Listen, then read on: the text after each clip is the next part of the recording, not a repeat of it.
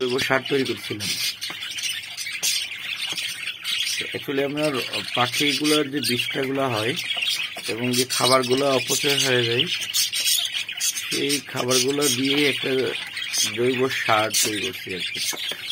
এটা ভালোভাবে মিক্সার করে এখানে আজকে আমি আমার শখের একটা গাছ লাগাবো। শখের গাছ বলতে স্ট্রবেরি গাছ। কয়দিন আগে কালেকশন করা হয়েছে, রোপণ করা হয়নি। ভাবলাম আজকে সকালবেলা গাছ দুটো রোপণ করে, এই জন্যই ভিডিওটা করা অ্যাকচুয়ালি। তো এই জন্য আমি আমার কাজগুলো শুরু করে দিচ্ছি। তো এখানে আমি আরো কিছু মাটি যোগ করবো, গোবরযুক্ত মাটি, এগুলো ভালো জৈব সার। এই মাটিগুলো আমার একটা স্টুডেন্ট আমাকে দিয়েছে আর কি, ভাবলাম কাজে লাগে। আর আরো কিছু গাছ রোপণ করার ইচ্ছা আছে।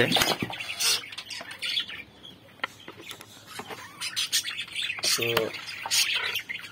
হয়ে ওঠে না অ্যাকচুয়ালি, আমার ব্যস্ত তো, জব, অফিস, সংসার, যে কোনো কাজ করার পরেও যদি সময় পাই কাজগুলো করতে আমার অনেক ভালো লাগে।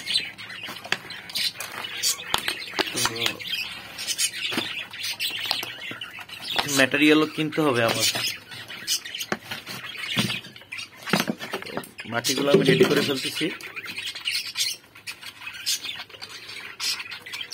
তো এখানে আমি ভাবছিলাম একসাথে দুইটা গাছ লাগাবো, কিন্তু আমার মনে হয় না দুইটা লাগানো যাবে।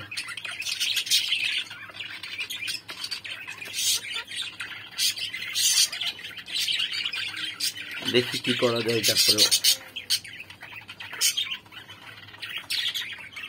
দুইটা গাছ যে কিভাবে হবে এটা ভেবে পাচ্ছি না। তারপরও আমার জায়গা নাই, ভাবছি একটাতেই দুইটা লাগাবো। আরেকটা গাছ মাটিগুলো একটু কমে এখানেই লাগাতে হবে, কারণ একসাথে দুইটা গাছ থাকলে যত্ন নিতে সুবিধা হবে আমার। একটু সাইড দিয়ে দিতে হবে। আর এটা আমি প্লাস্টিকটা রিইউজ করতেছি, এবং প্লাস্টিকের বালতিটা নষ্ট হয়ে গেছিল। ভাবলাম এটা একটা কাজ করা যাক, এটা একটা রূপ দেওয়া যাক, গঠনমূলক কাজ। অ্যাকচুয়ালি আমরা যখন বাইরে অনেক আজে বাজে কাজ করি, অযথাই সময় নষ্ট করি, এগুলো বাদ দিয়ে যদি আমরা একটু ক্রিয়েটিভ কাজে ইনভলভ হই তাহলে দেখা গেল সময়টা অনেক সবার ভালো কাটে। আমার এই ভিডিওটার জন্য স্পেশাল ধন্যবাদ দিতে চাই আমাদের আব্দুল্লাহকে। ওর 10 তলার উপরে যে কিছু মাটি জমা ছিল সেই মাটিগুলো আমাকে আমার বাসা পর্যন্ত দিয়ে যাওয়ার জন্য। সাথে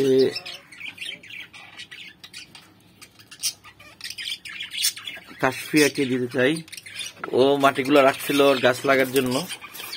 আমি বললাম আমি লাগাই, তোমাকে পরে কালেকশন করে দিব, কারণ আমার গাছটা রোপণ করা খুব জরুরি হয়ে পড়ে গেছিল। অনেকদিন মানে গাছটা সংগ্রহ করে রাখা হয়েছে, কিন্তু রোপণ করা হচ্ছিল না। তো ধন্যবাদ আব্দুল্লাহ, কাশফিয়া, মাটিগুলো আমাকে দেওয়ার জন্য।